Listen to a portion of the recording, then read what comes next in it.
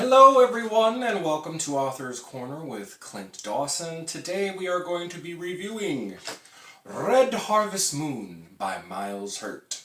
Miles Hurt is an author, a father, a husband, and he does writing within the realms of fantasy. And I gotta tell you, this overall was a good book. It's a very quick read. Before I go on a ramble, let's just get very succinct and talk about it. Red Harvest Moon is the first book in the Wandering Knife series about a man named Ren, also known as the Wandering Knife, and he has a companion named Crimp. Now, Ren and Crimp are traveling through the lands of Soren, and they come upon a small village. And this village is about to be overrun by Krond and all of his mystical, magical minions. Now, that is the setup for the story. It does remind me not so much of medieval history that's tied into fantasy, but more so of a Scandinavian, almost, what's the word I'm looking for? Kind of like a Slavic feel. Not in the tone necessarily, not in the description of the characters, but the setting. It doesn't feel like a English or French fantasy-based series, which is nice because that's not often done, and it's refreshing, and the descriptions of the town and the weapons aren't your basic stoic Middle Ages. So that already was a good plus for me. The pacing is fantastic. There's a lot of action right from the get-go and a lot of suspense. There's too many memorable one-liners to quote right now, so to do that you'll have to read the book. Basically, Ren and Crimp team up with a couple other characters and they try to convince this village that they need protection. All the while Krond and his minions are coming after them, swooping through the land as of yet an unrecognized threat in the lands of Soren. That's pretty much what the book sums up. I can't really get into spoilers because I don't really want to. This is a great setup book for the series. There actually is a pre-novella that is free on the author's website, which I will attach in the links below in the description, as well as where you can find this book. Now, let's get to the nitty-gritty of the story. Alright, as far as characters, there's a lot of very memorable characters in my opinion. You can really tell that for a first introductory book that he actually took time to invest into the characters so they have their own personality, they have their own goals, their wants, their needs, and there's very clear clashes early on that stay consistent throughout the book. Characterization is very important for most readers. It is important to me, especially in terms of fantasy, because if we're going to have 3, 4, 5, 6, 7, 10, 12 books in a series, if I don't care about the characters, I'm not going to want to spend the money nor the time to get 5+ books that happen to go on in the series, depending on how long it is. You get my point.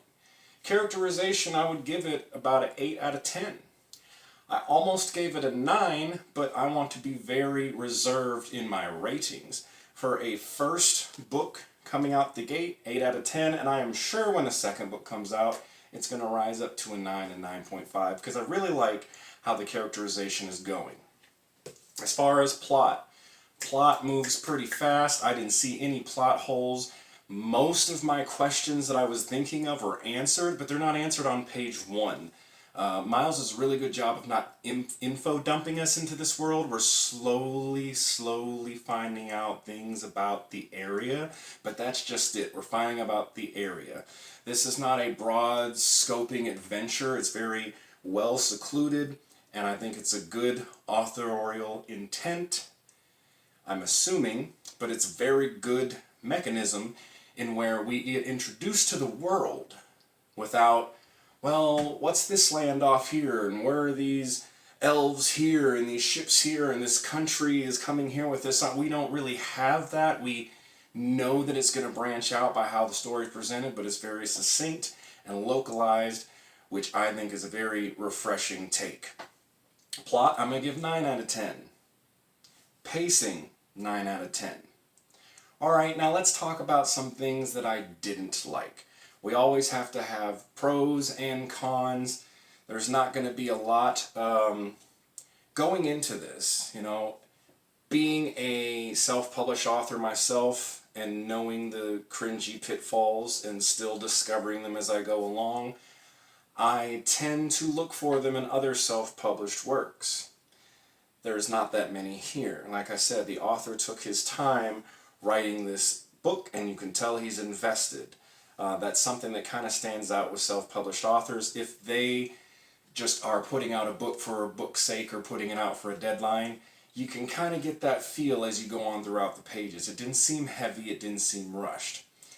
The only negative criticism that I would have is there are a lot of secondary characters in this village where, so there's a girl, there's a boy, they have their own plot devices for the story, but they did feel like a plot device. They didn't feel like necessarily characters I needed to know more about than one chapter, but that's okay because sometimes you have to put that in there.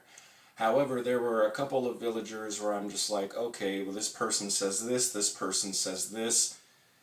That could have gone to one of the main characters or one of the supporting cast. That is my only negative impact, is there was a lot of people in the village that the dialogue could have went to another character. Overall, great book. 9 out of 10. Really good going out the gate. Like I said, Red Harvest Moon is the first in a series of Wandering Knife. There is a prequel novella that is available for free on the author's website. The link to Red Harvest Moon, the link to the novella that's free, will be down below. If you have read the book, let me know what you liked about it, what you didn't like about it, your thoughts in the comments below, and I look forward to continuing the series and doing more reviews. Alright, y'all, you have a great day. Peace.